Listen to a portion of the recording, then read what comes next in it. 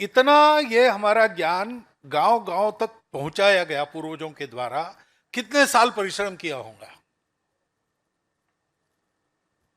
इतना बड़ा परिश्रम होने के बाद ये संस्कृति, ये धर्म, ये अध्यात्म आज हम लोग उसका लाभ ले रहे हैं। और वो ज्ञान ऐसा है कि उसकी सारी दुनिया को आवश्यकता है,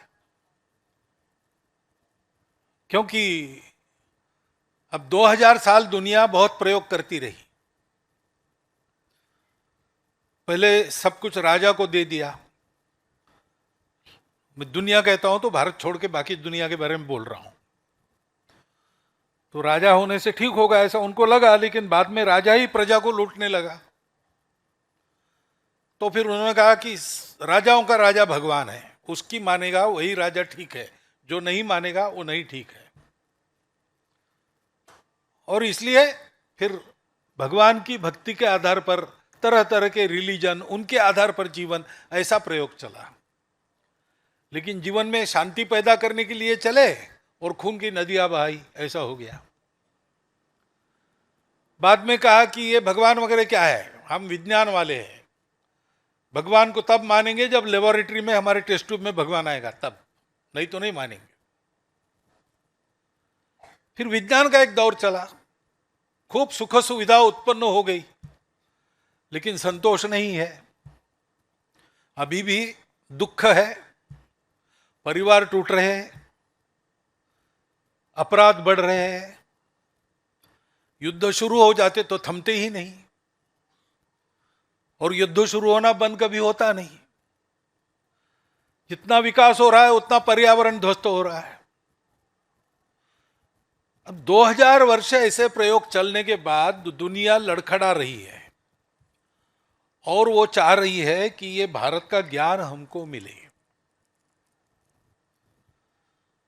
भारत का ये कर्तव्य बनता है, क्योंकि भारत के जीवन का प्रयोजन वो है। भारत दुनिया में क्यों है? मोहम्मद इकबाल ने कहा,